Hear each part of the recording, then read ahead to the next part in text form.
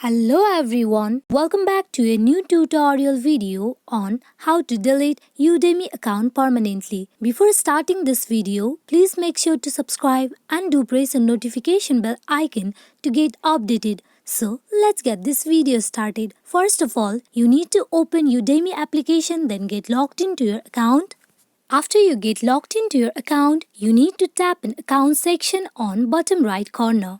Here you can see the option of account security. Under account settings, you tap on it.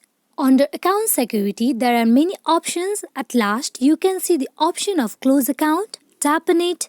Scroll to the little down. Here you can see the warning that says if you gonna delete your account or if you gonna close your account, then all your data will be erased forever. If you are sure to delete your account, then you tap on close account.